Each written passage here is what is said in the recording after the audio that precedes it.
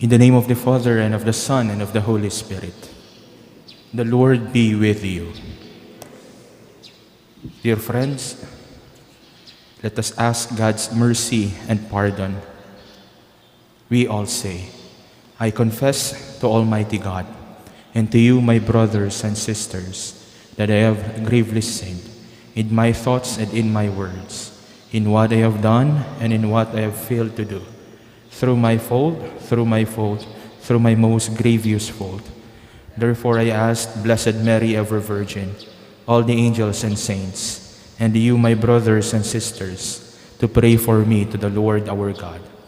May Almighty God have mercy on us, forgive us our sins, and bring us to everlasting life. Lord, have mercy. Christ, have mercy. Lord, have mercy. Let us pray. O God, who through your word reconciled the human race to yourself in a wonderful fashion, grant, we pray, that with prompt devotion and eager faith, the Christian people may hasten toward the solemn celebrations to come. Through our Lord Jesus Christ, your Son, who lives and reigns with you in the unity of the Holy Spirit, one God, forever and ever.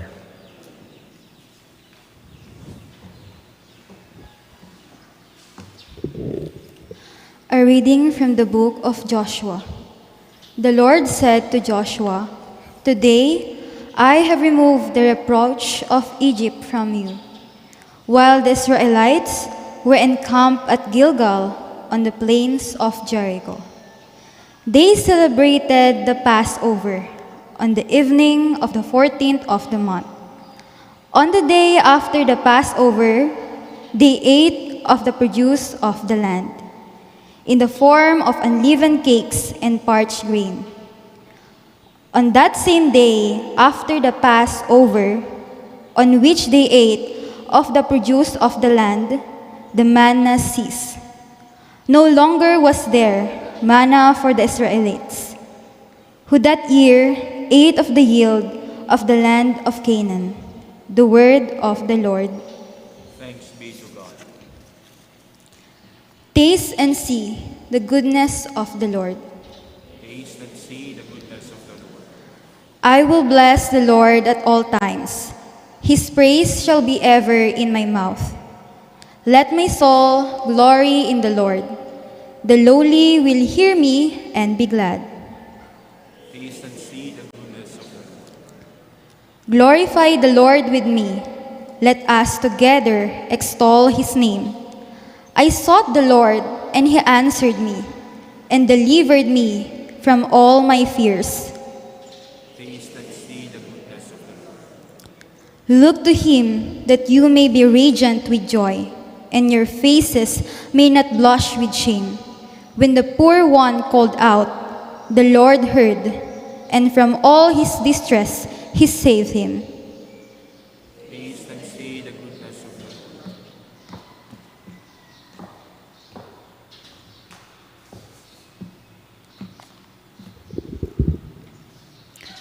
A reading from the second letter of St. Paul to the Corinthians. Brothers and sisters, whoever is in Christ is a new creation. The old things have passed away. Behold, new things have come. And all this is from God, who has reconciled us to himself through Christ and given us the ministry of reconciliation.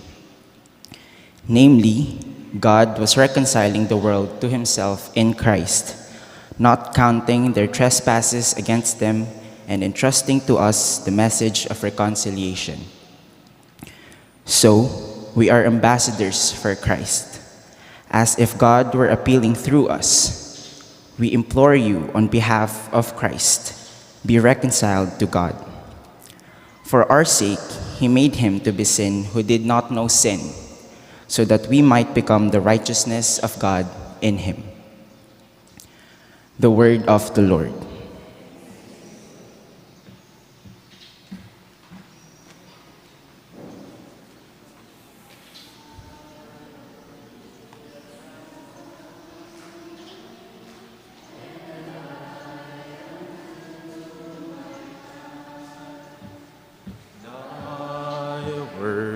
is a lamp unto my feet and a light unto my path.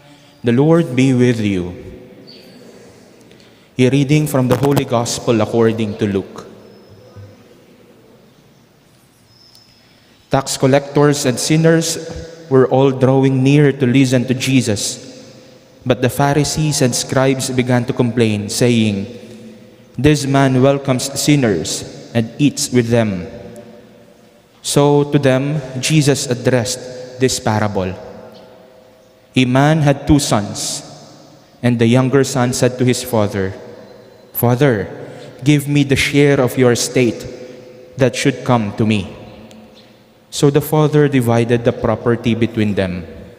After a few days, the younger son collected all his belongings and set off to a distant country, where he squandered his inheritance on a life of dissipation. When he had freely spent everything, a severe famine struck that country, and he found himself in dire need. So he hired himself out to one of the local citizens, who sent him to his farm to tend the swine. And he longed to eat his fill of the pods on which the swine fed, but nobody gave him any. Coming to his senses, he thought, "How many of my father's hired workers have more than enough food to eat, but here I am, dying from hunger. I shall get up and go to my father, and I shall say to him, 'Father, I have sinned against heaven and against you. I no longer deserve to be called your son. Treat me as you would treat one of your hired workers.' So he got up and went back to his father. While he was still a long way off, his father caught sight of him and was filled with compassion. He ran to his son, embraced him, and kissed him. His son said to him, 'Father, I have sinned against heaven and against you. I no longer deserve to be called your son.' But his father ordered his servants, 'Quickly bring the finest robe and put it on him. Put a ring on his finger and sandals on his feet. Take the fatted calf and slaughter it. Then let us celebrate with a feast, because this son of mine was dead and has come to life again. He was lost and has been found.' Then the celebration began. Now the older son had been out in the field, and on his way back, as he neared the house, he heard the sound of music and dancing. He called one of the servants and asked what might this mean. The servant said to him, 'Your brother has returned, and your father has slaughtered the fatted calf, because he has him back safe and sound.' He became angry, and when he refused to enter the house, his father came out and pleaded with him. He said to his father in reply, 'Look, all these years I served you, and not once did I disobey your orders. Yet you never gave me even a young goat to feast on with my friends. But when your son returns, who swallowed up your property with prostitutes, for him you slaughter fatted calf.' He said to him, 'My son, you are here with me always. Everything I have is yours. But now we must celebrate and rejoice, because your brother was dead and has come to life again. He was lost and has been found.'" The Gospel of the Lord.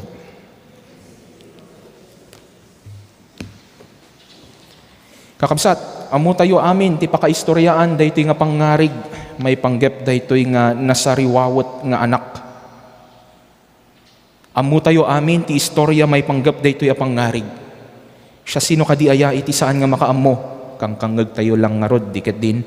Ada may isang ama, ada iti duwa nga putot na, di ay inaudi nga anak, innala na iti bingay na titawid, napan iti adayo a lugar, ket ginasto na iti bingay na kadagiti amin ana inlubungan na paggaseman. Kas nangyigan tayo, he spent and squandered his money on wild living until he was left with nothing. Ngarod, nagawid ang mabisbisin ken marigrigat, na asyanti ama na, pinakawan na, ket nagrambak da. Iti inauna nga anak, nagsakit tinakom na, saan na maaklon ti inarami ti kabsat na, ken iti panangpakawan ken kuana, iti mismo nga amada. And we all know how the story ended. But there is a word in the gospel that is indeed noteworthy, but probably we haven't noticed yet. Daytoy nga balikas ket celebration. Nangig tayo, agrambak tayo, kinuna iti ama. Let us celebrate with a feast. Kakabsat daytoy man nga rod iti tema nga pagtutungtungan tayo, celebration.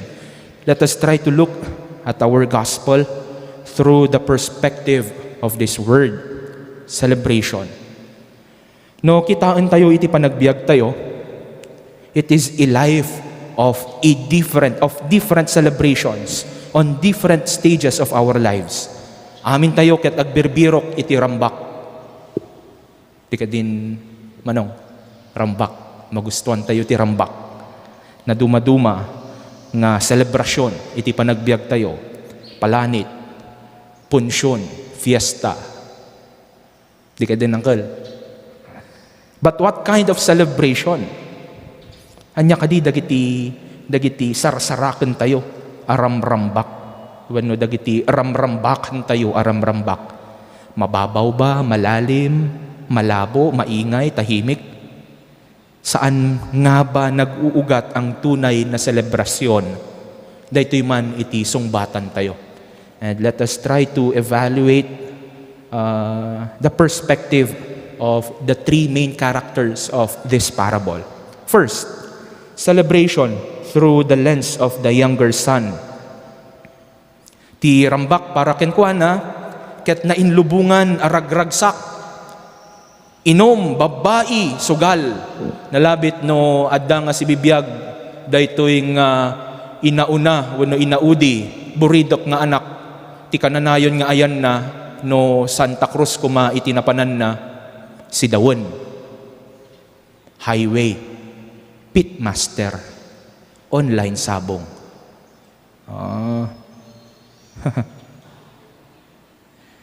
Isungarod nga inala na ititawid na, inlako na, and with a lot of money, wow! Now he can buy all things that he wanted. And he really went out and celebrated. Kakabsat, no, basaan tayo iti kabuklan, iti chapter 15, iti Ebanghelyo ni San Lucas. Amin dagitoy ket may panggep kadagiti mapukpukaw, may mga nawawala, barya, karnero, anak.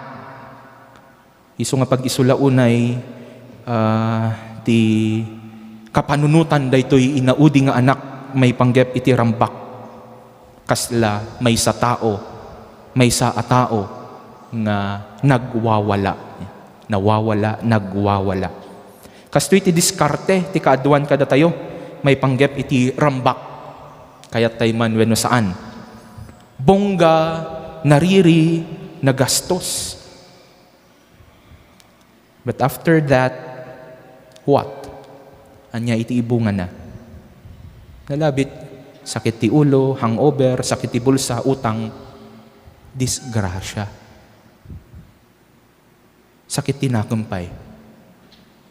Sakit tinakum kadagiti kaaruba nga imay lang arod nanganen, nagisupot da pay laeng. Ay pangrabi imi ko mainyawid da pay laeng. Kakabsat, celebration for people nowadays is an managed event. Managed event. Ti celebration ket may sa arambak akasapulam agastuan. Something you spend money on. Yet the real reason for the celebration, they don't mind. They don't understand. They don't really know. Weddings, for example. Adadagiti agpakasar, only for the video, only for the photos. But the liturgy, they don't know, they don't understand, they don't really care. It is not anymore for the reason that you are there because you love somebody who loves you back, and you would want to share that love with families and friends. And ultimately, you would want God to bless the union. If they understand that perspective, saan dalang nga makimisa ti mismo nga kasarda. Makitampay daytoy kadagiti tattao ang maimbitaran iti kasaran. Siya sino kadi dagiti gagangay nga maawawis iti pabuda? People with ranks in the society. Apay nga awan unay tinagpakasar tatatsyempo ti pandemya, nalabit gaputa saan ang maipalubos iti nabungga aramrambak. No saludsudom, apay nga saan kayo pay nga nagkasar? Saan kampay met nga nakaurnong apaw? Red flag. Sanda nga mo ti pudno nga kay papanan ti kasar. Kakabsat, again, we go back to the younger son. Napan iti sabali a pagilyan, awan nalabit iti kaamamuna sa jay. Foreign land, awan iti gagayam na sa jay.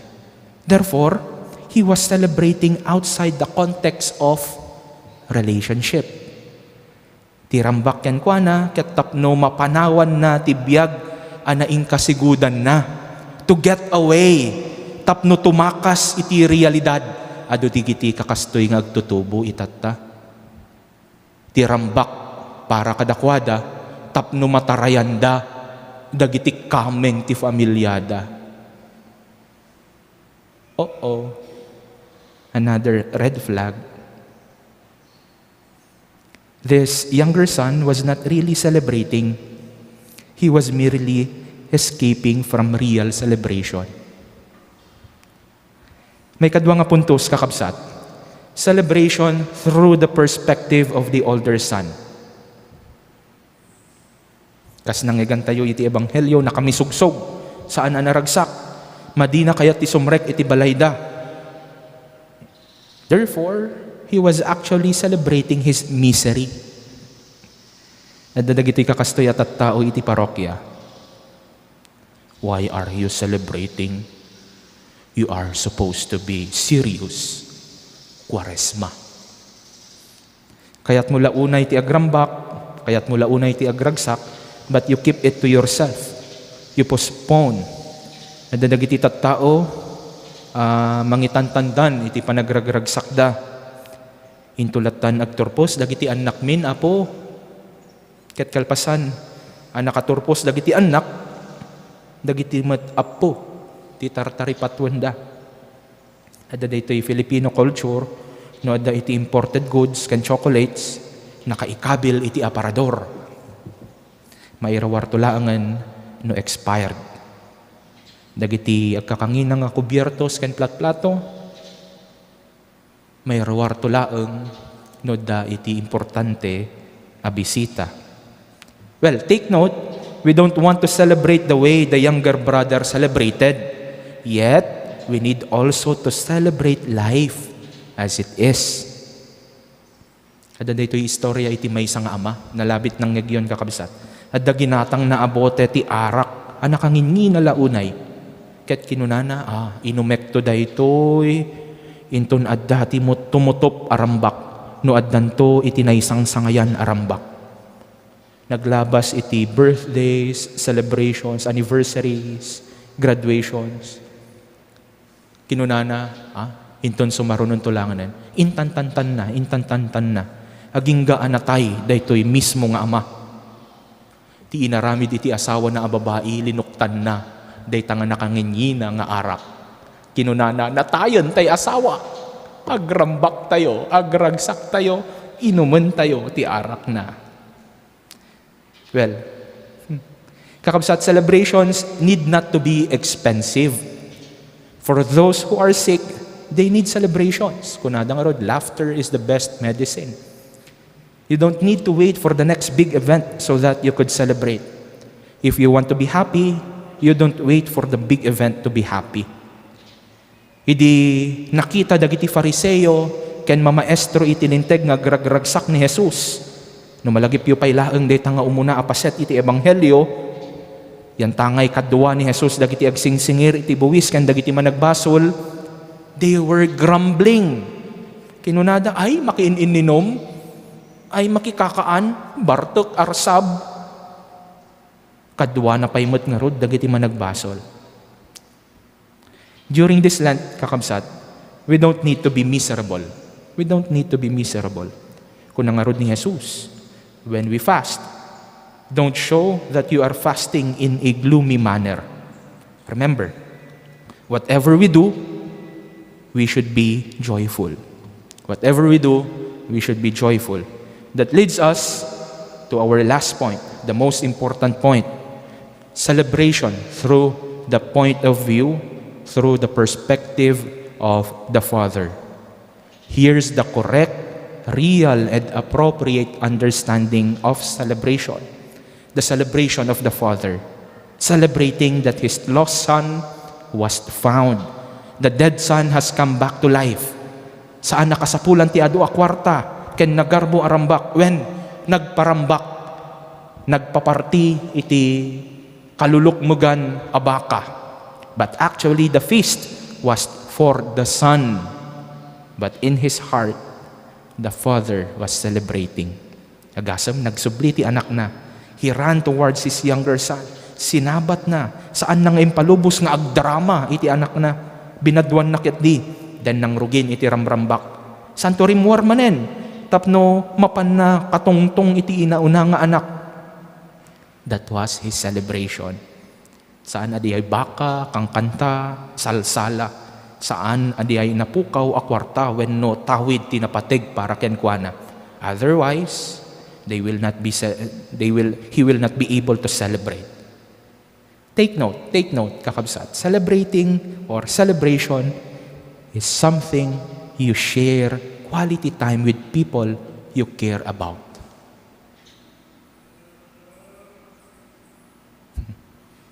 Real celebration is with the presence of family members and friends. What we celebrate is always within the context of a relationship. Without a good relationship, what is there to celebrate? Siya sino kadidagiti umuna nga awisan tayo? Gagayem. No tayo inawis mo saan nga imay, nalabit saan mo agayem. Wano saan na ka nga ibilang agayem. Saan mo't nga personal nga imay kanyak? Saan na mo't nga imbaga? Na-announce lang nga rutimisa. Take note, kakabsat, again, without a good relationship, what is there to celebrate? Nakapampiman mo't nagita atat tao. They are just celebrating their loneliness. You might be very rich, you might have a lot of savings, but without good company, you are but celebrating your misery. Again, dear friends, 3 points. 3 points po. In the beginning of the gospel, the younger son wanted a celebration. Iso nga inala na, jay tawid na, ket napan, iti sabali a lugar, ket sinapul na ti ragragsak. He went celebrating with his life with women and gambling. The older son also wanted a celebration, but he never had it. Iso nga rod, nakapungtot launay, iti kabagis na, ken iti tatang na yantangay, tanagrambak da, iti parambak apulos asaan na napasaran. He was celebrating his misery. And it was the father who had the real celebration because he had his lost son back. Plain and simple kakabsat dayto iti karit iti ebanghelyo. Let us try to evaluate our manner of celebration. Let us try to evaluate. Let us also evaluate our relationship with God and with people around us. Kamusta mo't iti langan-langan tayo?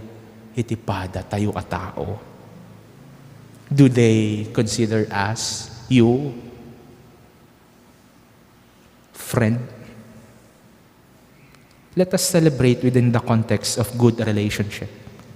Let us celebrate with love. Let us celebrate faith.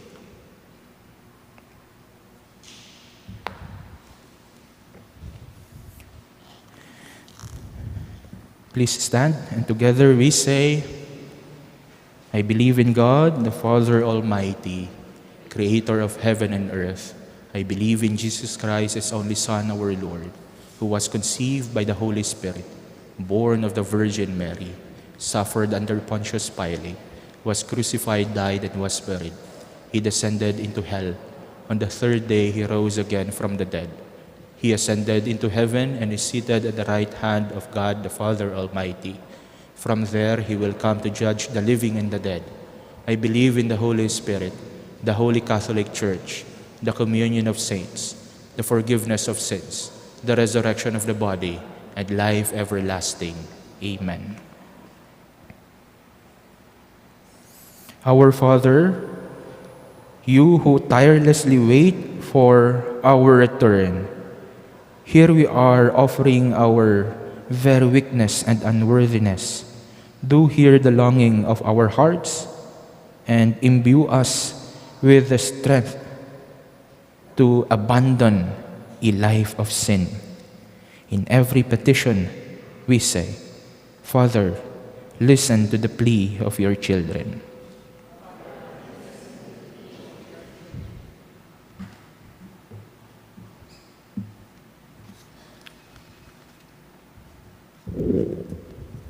May the Holy Church serve as the way for the return of those who have strayed and those who are lukewarm in worship, through the holiness of her leaders and followers.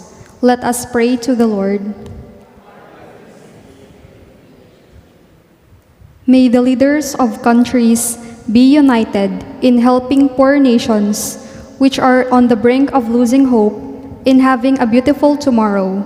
Let us pray to the Lord. May the hungry and homeless experience the bounty of the Father in heaven through the goodness of human donors. Let us pray to the Lord. May all of us grow in our faith through repentance for all of our errors and shortcomings with God, and by assisting our needy brothers and sisters. Let us pray to the Lord.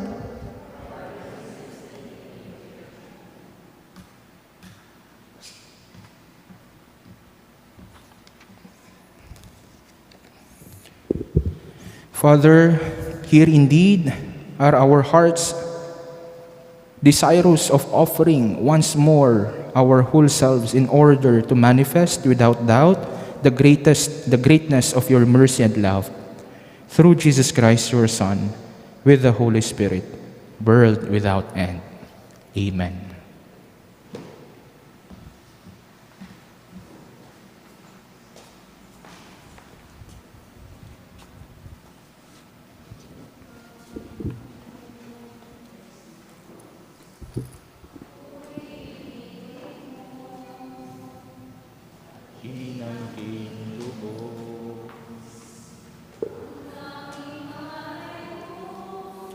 Sa'yo aking Ama, ay buong buhay ko, puso't kaluluwa.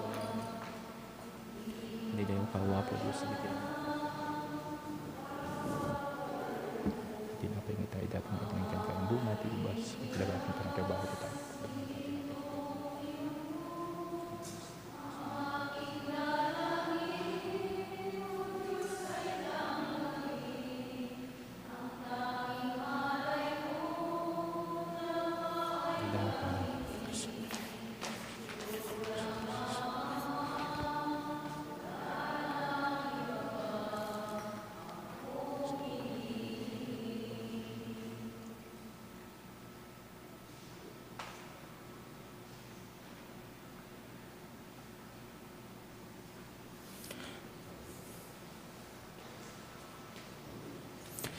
Pray, brethren, that my sacrifice and yours may be acceptable to God the Almighty Father.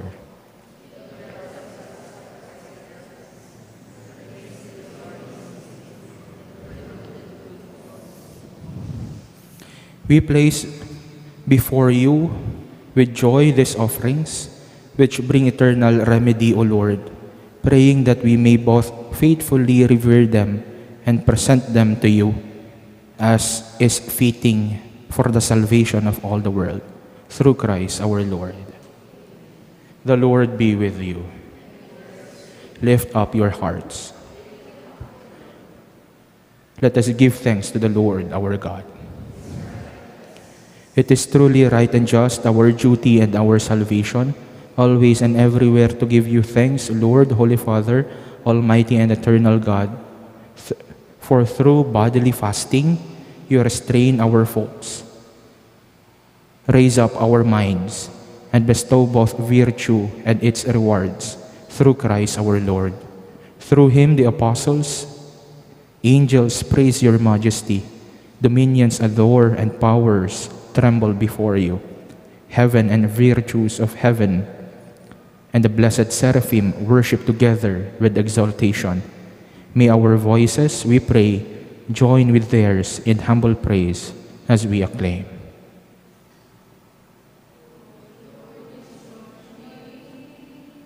From the heavens above, blessed be the Lord's name.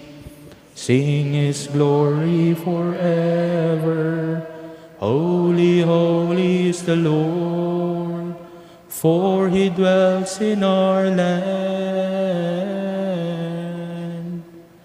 Holy Lord is your name, from the heavens above.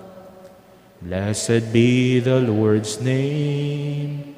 Sing his glory forever. Holy, holy is the Lord, for he dwells in our land. You are indeed holy, O Lord, the fount of all holiness. Make holy, therefore, these gifts, we pray, by sending down your Spirit upon them like the dewfall, so that they may become for us the body and blood of our Lord Jesus Christ. At the time he was betrayed and entered willingly into his passion, he took bread and giving thanks, broke it and gave it to his disciples, saying, "Take this, all of you, and eat of it, for this is my body, which will be given up for you."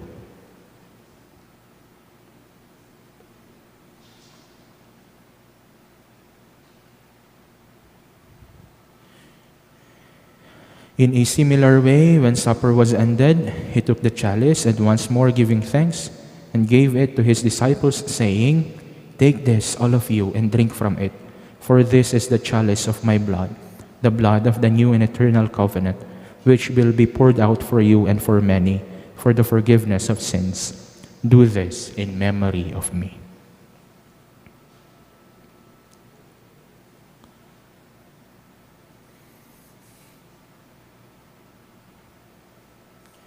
The mystery of faith.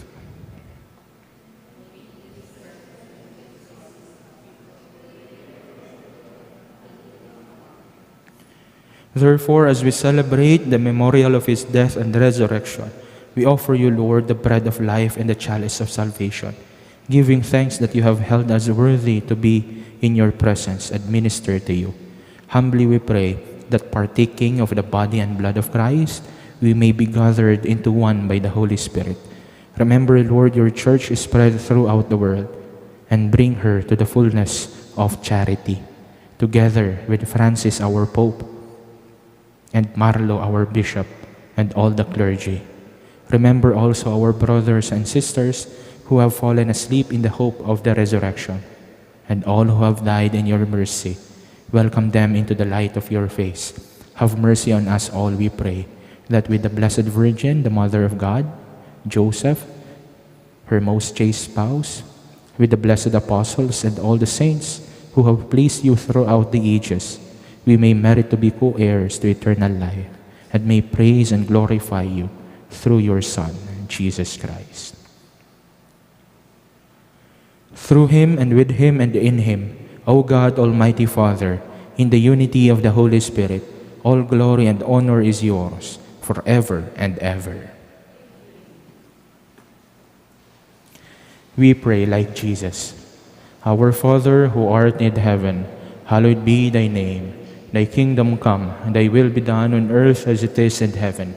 Give us this day our daily bread, and forgive us our trespasses, as we forgive those who trespass against us. Lead us not into temptation, but deliver us from evil. Amen. Deliver us, Lord, we pray, from every evil. Graciously grant peace in our days, that by the help of your mercy we may be always free from sin and safe from all distress, as we await the blessed hope and the coming of our Savior, Jesus Christ.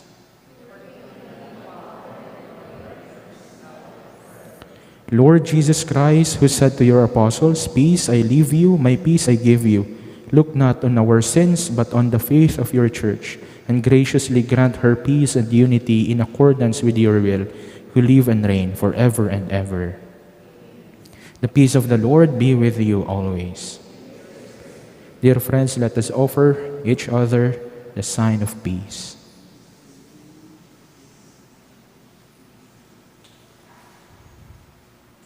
Lamb of God, who takes away the sins of the world.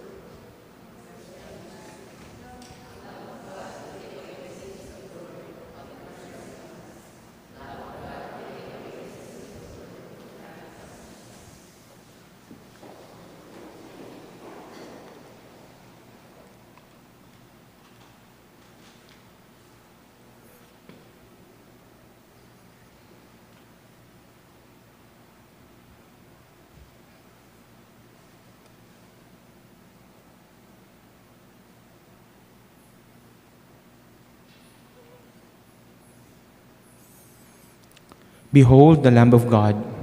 Behold him who takes away the sins of the world. Blessed are those called to the supper of the Lamb.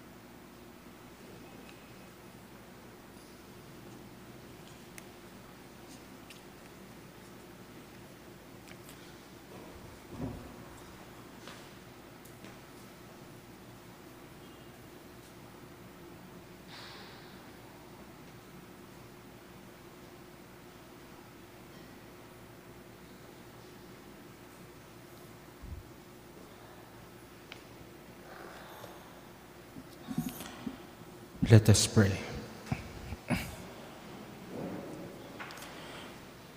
Look upon those who call to you, O Lord, and sustain the weak.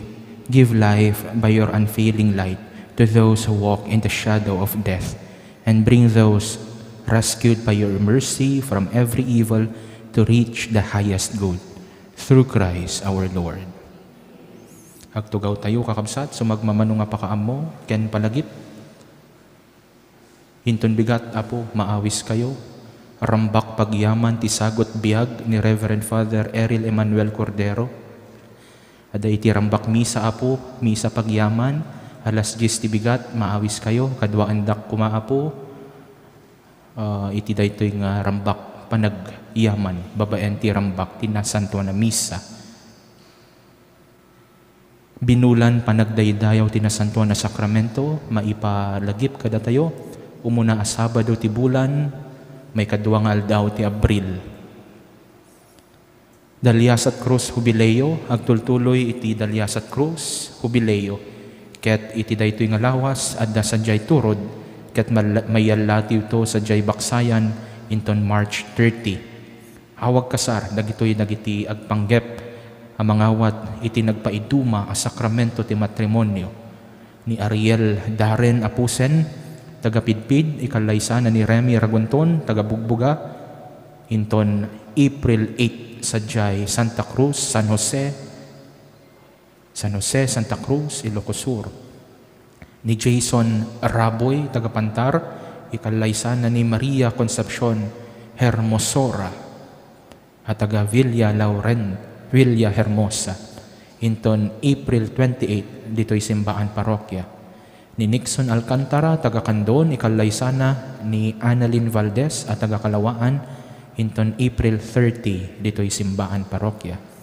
Ikarkararagan tayo met, dagiti kakabsat tayon nga imunan ang nagwayaway, kan dagiti kameng ti familiada.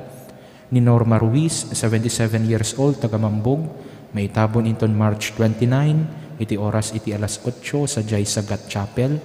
Ni Mary Ann Antolin, 35 years old, taga-Lasod, may tabon mat inton March 30, iti oras iti alas 8, dito'y Simbaan Parokya.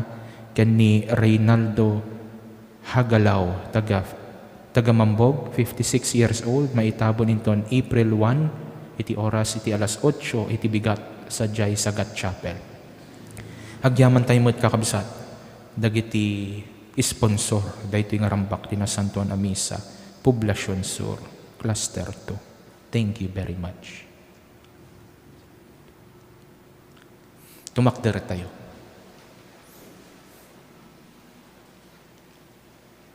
The Lord be with you. And may Almighty God bless you, the Father, the Son, and the Holy Spirit. Go forth, the Mass is ended. Naimbag arabii, kada tayo amin kakabsat.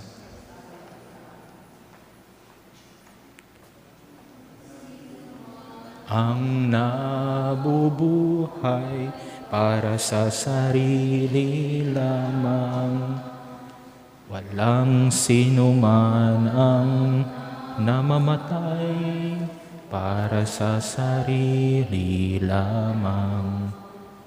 Tayong lahat ay may pananagutan sa isa't isa. Tayong lahat ay tinipon ng Diyos na kapiling niya.